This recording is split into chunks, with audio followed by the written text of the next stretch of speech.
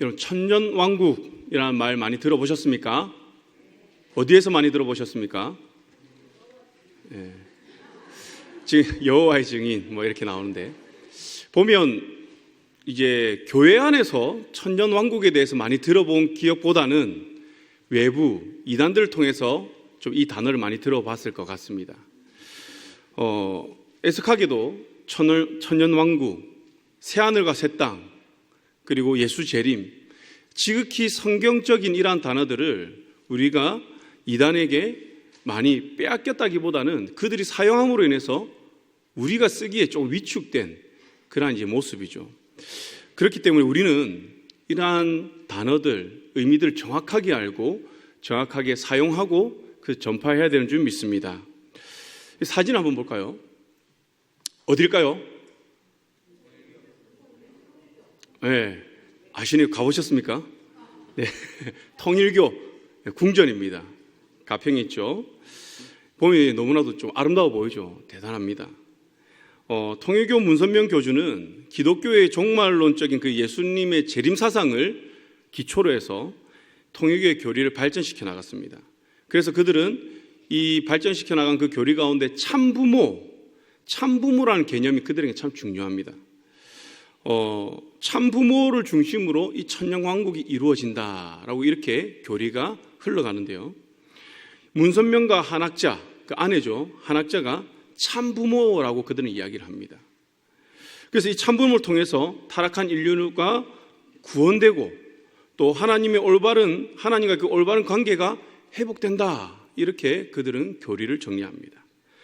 그리고 천년왕국은 이러한 참부모와의 영적 또 도덕적 일치를 통해서 이루어지기 때문에 육체적인 관계 또한 어떻게 해요? 천년왕국에 이르는 그런 방법이다. 이렇게 이야기를 하는 거죠.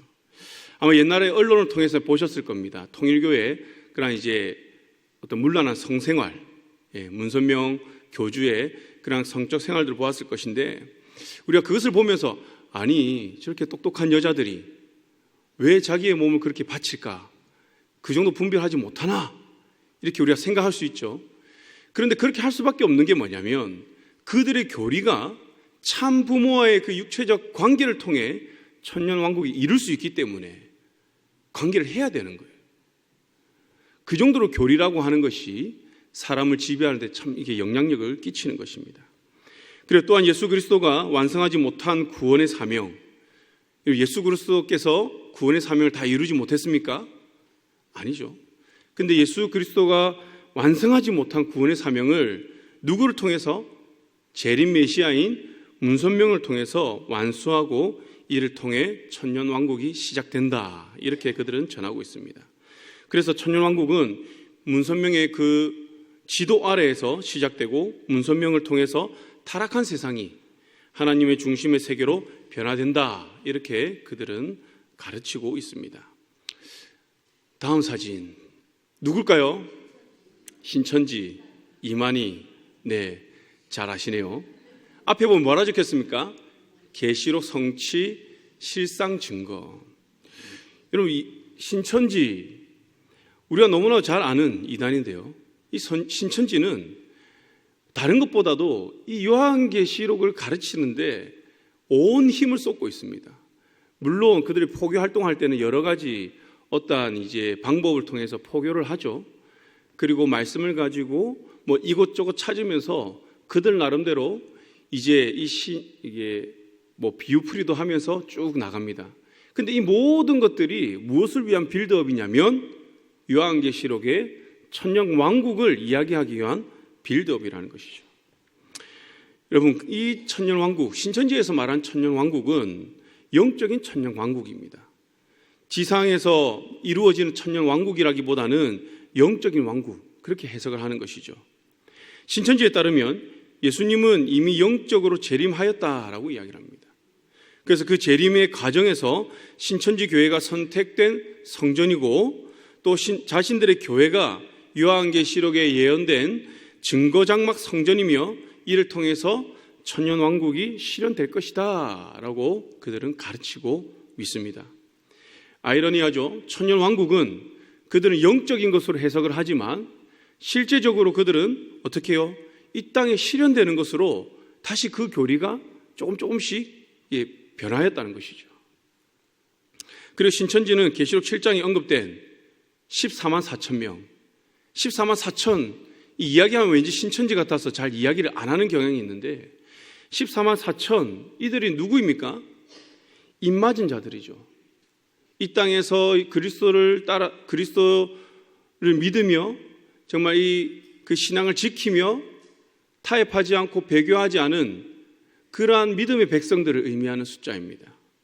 그런데 이 신천지는 이 입맞은 자들 14만 4천 명이 신천지의 12지파에서 나온다 이렇게 이야기를 합니다. 그래서 그들에게 12지파 있죠. 12제자의 이름 따서 12지파가 우리나라 곳곳에 있는데 그 지파가 너무나 중요한 거예요. 그래서 이 14만 4천 명이 바로 천년 왕국에서 예수 그리스도와 함께 왕노릇 할 것이다 라고 그들은 이것을 해석을 합니다. 이들에게 천년은 문자적 기간입니다. 천년 왕국은 영적으로 해석하면서 천년이라고 하는 것, 이 기간은 문자적 그대로 해석하는 것이죠. 그러면서 선택받은 자들이 통치하게 되는 기간, 천년이다. 하나님과 예수님의 뜻이 완전히 이루어지는 기간으로 그들은 해석을 합니다.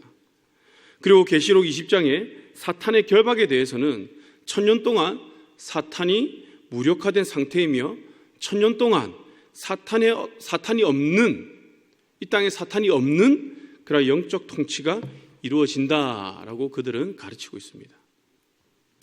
이 두 종교, 이단 종교의 천년왕국 교리를 들어보니까 어떻습니까? 좀 그럴듯한 부분도 있고 아닌 부분도 있죠. 그럴 수밖에 없는 것이, 왜냐하면 우리 기독교, 이 요한계시록 하나님 말씀에서 그들은 이 단어들을 또 이 뜻들을 찾아서 자의적으로 해석하면서 자기의 유익에 따라 해석했기 때문에, 그 교리를 만들었기 때문에 비슷한 부분도 있습니다. 그렇기 때문에 우리가 무엇보다도 말씀을 알기에 힘을 써야 되는 것이죠. 말씀을 알기에 힘쓰지 않으면 우리는 나도 모르는 사이에 이단 교리에 빠져들게 된다는 것입니다. 신천지에 빠진 사람들, 여러분들, 그분들이 믿음이 없어서 빠졌을까요? 그들이 성경을 아예 몰라서 빠졌을까요? 아닙니다. 신천지에서 가장 첫 번째 타겟으로 삼는 사람이 누구냐면 열정이 있는 사람, 말씀을 배우고자 열정이 있는 사람, 그러나 그렇게 깊지가 않은 사람, 그런 사람들은 얼마든지 데려와서 자기들의 교리를 전하기가 쉽거든요. 그렇기 때문에 우리는 말씀을 더욱더 잘 알고 분별하기에 힘을 써야 할 줄 믿습니다. 이러한 것들이 현대에만 일어나는 것이 아니라 초대교회 때도 이러한 현상들이 일어났었습니다. 대표적인 교회가 데살로니가 교회죠. 데살로니가 교회는 이 종말론으로 인해서 큰 어려움을 겪게 되었습니다. 시한부 종말론으로 인해서 그들 안에는 분쟁이 일어났어요. 시한부 종말론, 언제 예수님께서 재림하신다, 이것 때문에 그들은 삶을 포기했습니다. 자기 재산을 다 팔고 삶을 포기하고 그냥 예수님 오시기를 기다렸다는 것이죠. 그리고 그들에게는 예수님 오시기 전에 사망한 신자들을 구원받지 못할 것이라는 그 불안감 때문에 그들은 깊은 슬픔에 잠겨 있었습니다. 그래서 사도 바울은 재림이 임박하더라도 어떻게 해요? 신자는 일상생활을 계속 유지해야 한다라고 권면을 하죠. 그래서 데살로니가 전서 5장 2절에는 주의 날이 밤에 도둑같이 이를 것이다 라고 이야기를 합니다. 바울이 왜 그들에게 이 말씀을 전할까요? 재림의 그 시기는 우리가 알 수 없다는 것이죠. 알 수 없기 때문에, 언제 올지 모르기 때문에 우리가 깨어서 주님 오실 그날을 준비하는 것 중요하지만 우리의 일상생활을 우리가 계속 살아나가야 한다는 것이죠. 또한 이미 죽은 신자들도 그리스도 안에서 부활하게 될 것이다, 그렇기 때문에 걱정하지 말라라고 하면서 데살로니가 4장 13절에서 18절을 통해서 그는 권면을 하고 있습니다. 그리고 데살로니가 후서에서는 더 구체적으로 권면을 하는데요, 예수님의 재림 전에 여러 사건이 먼저 일어날 것이다 라고 바울은 이야기를 합니다. 그리고 재림이 당장 이루어질 것이라는 그 잘못된 기대를 바로 잡으려고 애를 썼습니다. 그는 재림이 가까워졌다는 주장 때문에 게으름에 빠진 그 교회 성도들을 꾸짖으면서 이렇게 이야기를 하죠. 데살로니가 후서 3장 10절에 누구든지 일하기 싫거든 뭐 하지도 말라? 먹지도 말라는 겁니다. 이게 그냥 나온 말씀이 아니라 잘못된 종말론의 그 교리에 빠져서 자기의 삶을 다 내팽겨치고 그냥 게으름에 빠진 그 성도들에게 바울이 교훈하는 것이죠.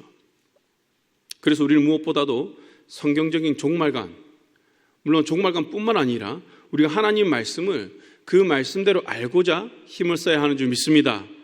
그리고 중요한 것은 알게 되는 것으로 끝나면 될까요? 아니죠. 알게 되었다면 이 말씀 내 삶에 어떻게 적용할 것인가, 그리고 내 삶에서 이걸 어떻게 붙들고 살아갈 것인가, 여기까지 나아가야 한다는 것입니다. 그럼에 있어서 오늘 천년왕국에 대해서 한번 알아볼 것인데요, 여러분, 천년왕국이 성경에 어디에 등장할까요? 천년왕국이라는 단어는 성경에 없습니다. 네. 오늘 읽은 요한계시록 20장 4절 말씀 보면 예수를 증언함으로 인하여서 하나님의 말씀 때문에 목배임을 받은 자들, 즉 순교자들, 그리고 짐승에게 경배하지 아니한 자들, 그리고 짐승의 표를 받지 않은 성도들이 어떻게 살아나서 1000년 동안 그리스도와 함께 왕노릇한다, 그리스도와 함께 다스릴 것이다 라는 이 구절을 통해서 천년왕국이라는 이 단어를 만들어낸 것입니다. 그러니까 편리상 우리가 쓰는 것이죠. 그리스도와 함께 우리가 1000년 동안 왕노릇한다, 이 개념을 가지고 있는 것이죠.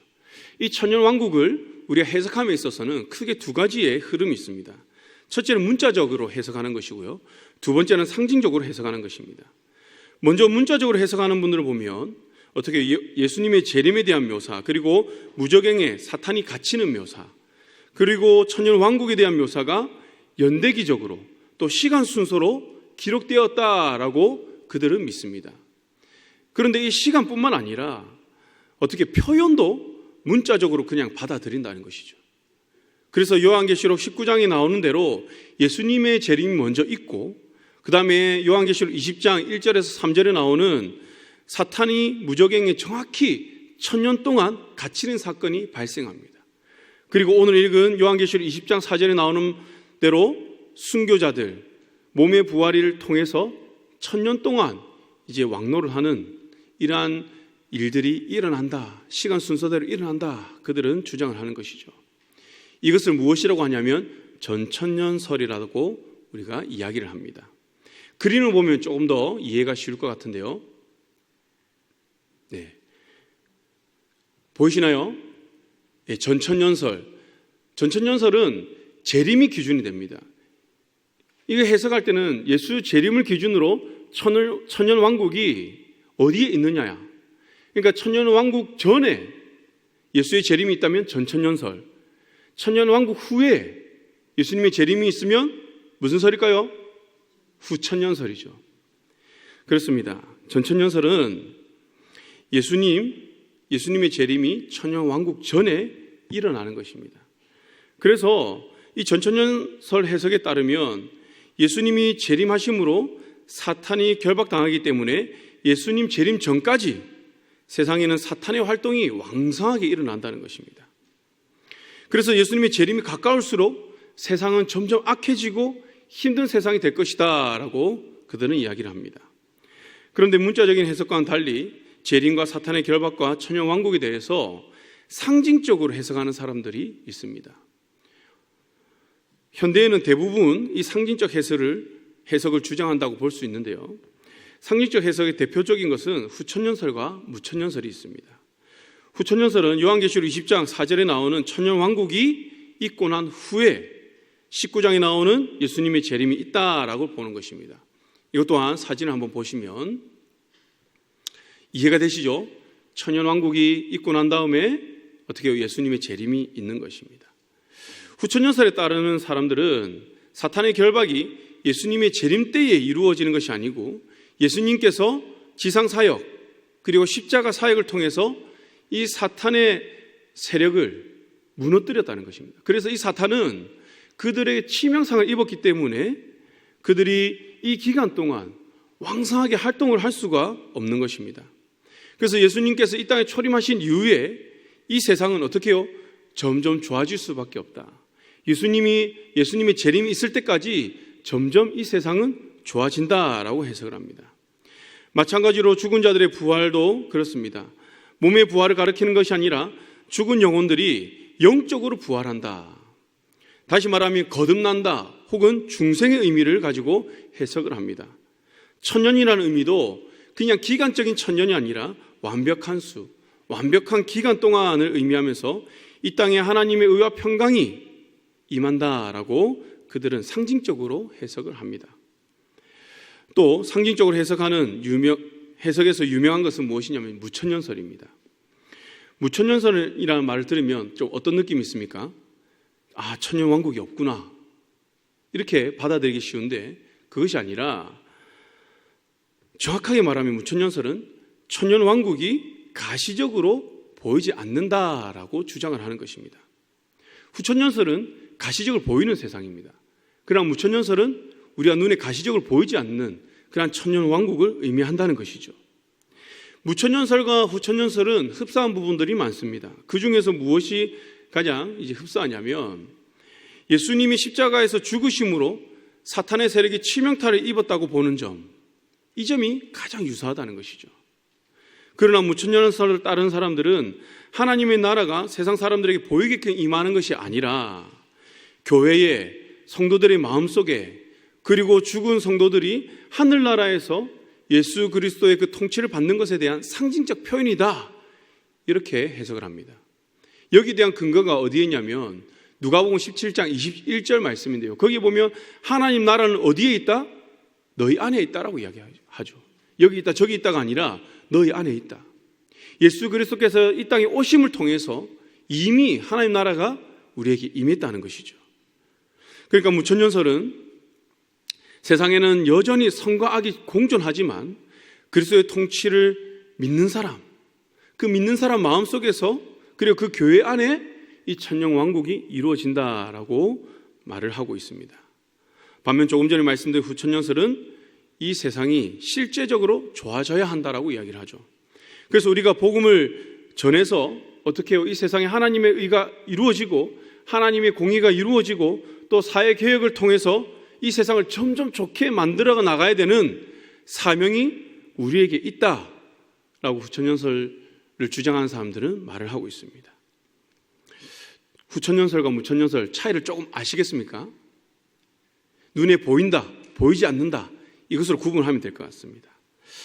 그런데 무천년설은 언제부터 이게 왕성하게 드러났냐면 무천년설의 아버지라고 불리는 어거스틴으로 인해서 이제 그때부터 무천년설이 받아들여지기 시작했습니다.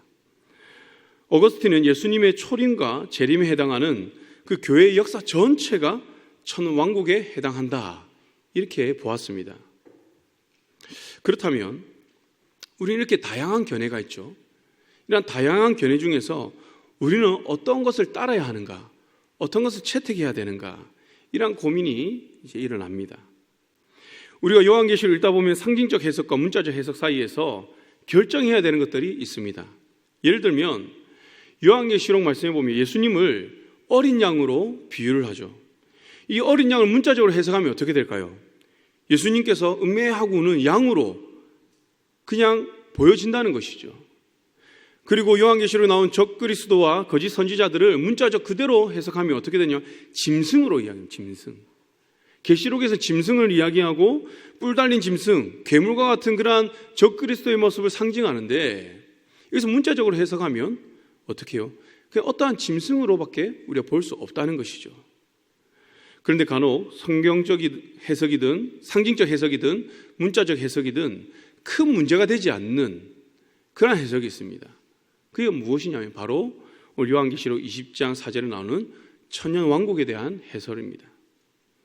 앞서 말씀드린 대로 문자적으로 해석하든 하는 전천년설이든 상징적으로 해석하는 후천년설 또는 무천년설이든 우리가 그걸 취하는데 크게 문제되는 것은 없습니다.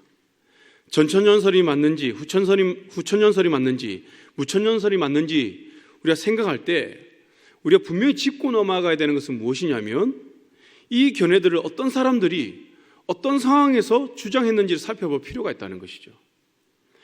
아마도 오늘날 가장 널리 받아들여지는 그 견해가 무천년설일 것입니다. 왜냐하면 5세기 어거스틴이 무천년설을 주장한 이래로 우리가 종교개혁 대표적인 인물 누가 있죠? 루터와 존 칼빈이 있죠. 이들도 무천년설을 받아들이고 믿었습니다. 그렇다고 해서 무천년설이 무조건 옳다, 후천년설과 전천년설 무조건 틀렸다 이렇게 볼 것이냐? 그것도 아니라는 것이죠.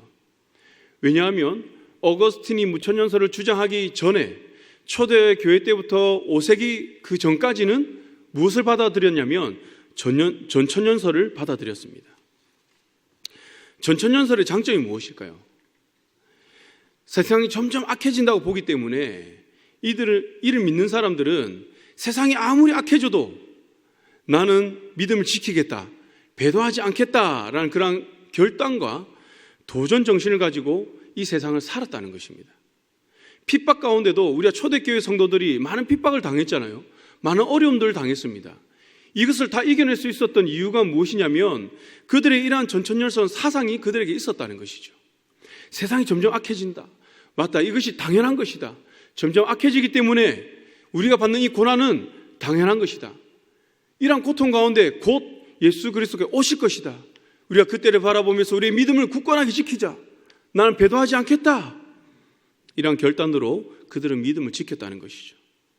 반면 후천년설은 세상이 점점 좋아진 후에 예수님이 재림하신다고 믿었기 때문에 복음 전도와 사회 개혁을 통해서 세상을 점점 좋은 세상으로 만드는 시도를 많이 하였다는 것입니다. 순기능도 있다는 것이죠. 이런 후천년설을 지지한 대표적인 사람 누구냐면 감리교회 창시자인 존 웨슬리와 조나단 에드워즈가 있습니다.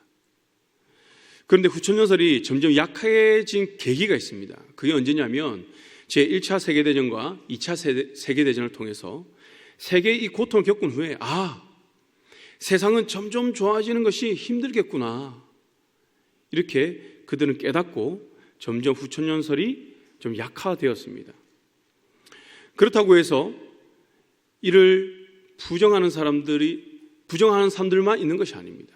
아직까지도 이 후천년설을 믿고 따르면서 복음을 전하고 이 사회 개혁을 위해서 힘쓰는, 그리하여서 하나님의 통치가 이 땅에 임하기를 기도하며 기다리는 그들도 있다는 것이죠.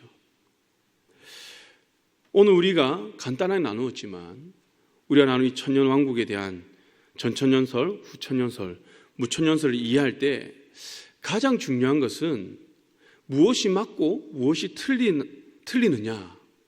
물론 이것을 아는 것도 너무나 중요합니다.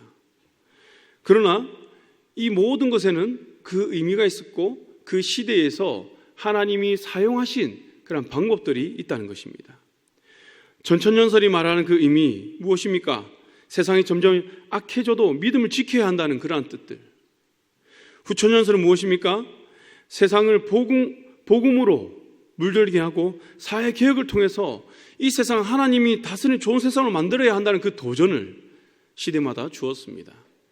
그리고 교회와 성도는 세상이 어떻든 간에 마음에 그리스도의 통치가 온전히 임해야 한다는 그러한 무천년설의 의미를 우리 삶에 적용하는 것, 이 세 가지의 의미를 우리 삶에 적용해서 우리가 살아가는 것, 이것이 더 중요하다는 것이죠. 이러한 적용이 앞서 말씀드린 이단과의 차이점이기도 합니다. 우리 기독교는 이단으로 인해서 성경의 단어들을 씀에 많이 위축되어 있죠.